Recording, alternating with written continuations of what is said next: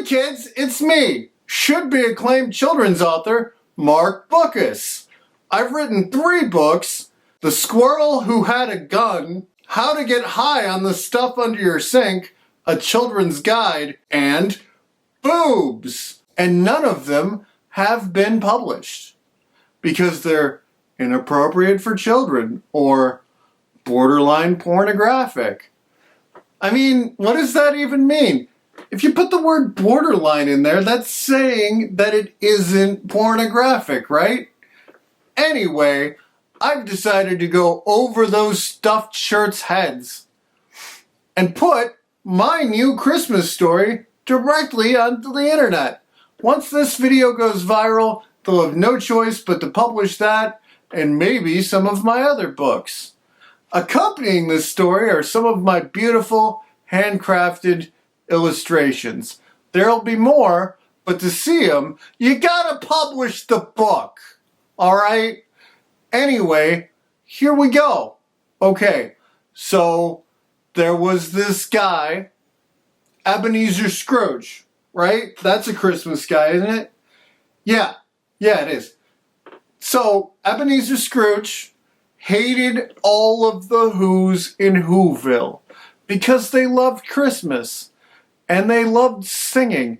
They would gather together in their little Who houses and sing, "There are Who's in this house, there are Who's in this house." And Ebenezer Scrooge didn't like that because he had murdered his family on Christmas. You know, not a good guy, right? So he had decided that this Christmas he was going to bomb Whoville and just wipe it off the map. So then, Santa Claus shows up at his house because he's Ebenezer Scrooge's guardian angel, but also the ghost of Christmas past. So, Santa Claus finds out what Ebenezer Scrooge is doing and he says, "Hey, don't bomb all of the Who's in Whoville. That's just not a very Christmassy thing to do. Think of the children." And Ebenezer thought of the children singing, "There are Who's in this house, there are Who's in this house." And he didn't like that. It made him even madder. So he stabbed Santa and blood came out of his mouth like a bowl being emptied of all of its jelly. And Santa Claus said, "Hey, you shouldn't have done that. I'm supposed to show you what past Christmases would have been like had you not have been there. You know, because it's a wonderful life."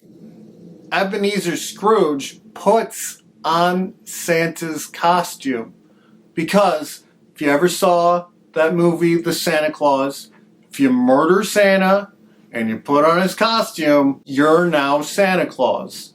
It's totally Santa Claus canon. That's how that works. So, Ebenezer Scrooge still wants to bomb Whoville, so he looks outside and he sees that Santa's sled is still parked there.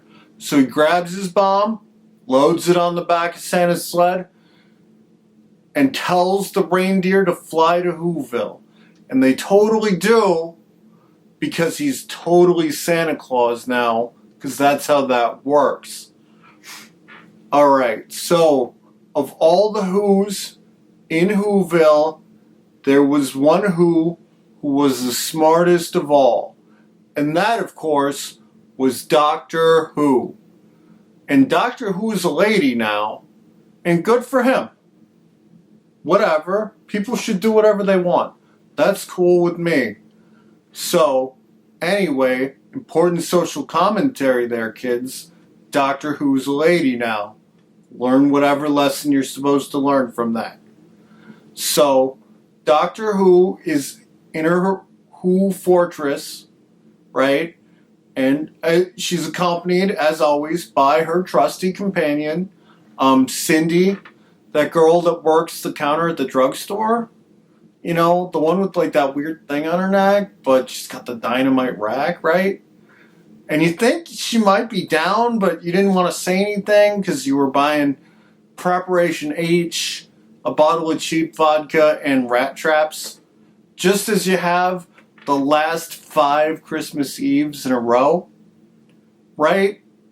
So anyway, inside of the Who fortress, Doctor Who's Santa Claus alarm goes off that tells her when Santa Claus is in trouble.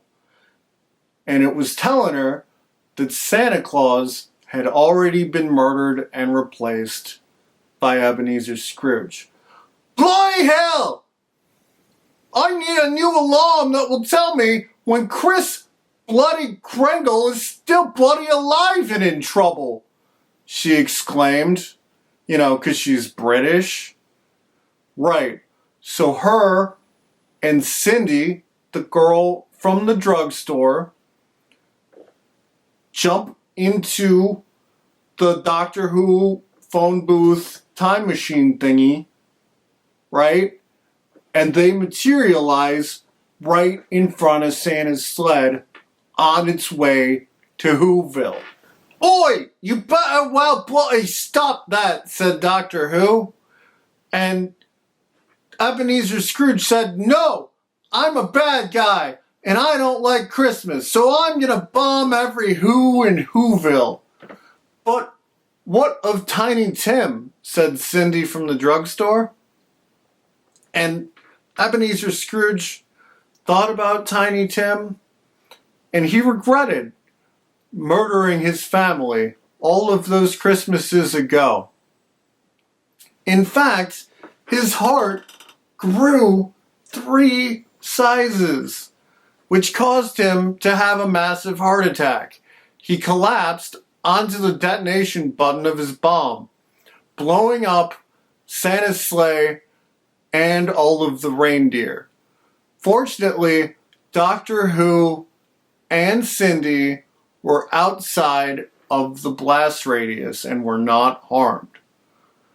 But Santa Claus's costume, at least what was left of it, was blown onto Doctor Who, who then got all of Santa Claus's powers, you know, like, in addition to all the Doctor Who stuff that was already going on. So that's freaking awesome, right, kids? Freaking Doctor Who Santa Claus. Awesome. So then all the Who's in Whoville gathered, not just in their houses, but in the town square, right?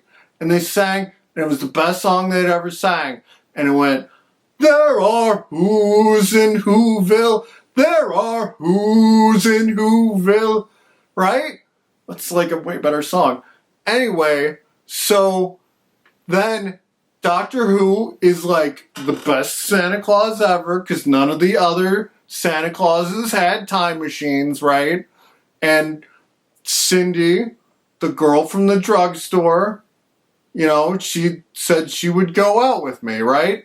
So that is totally Cindy from the drugstore canon now. Okay, I hope you enjoyed the story. You kids have a Merry Christmas. I'm Mark Bookas.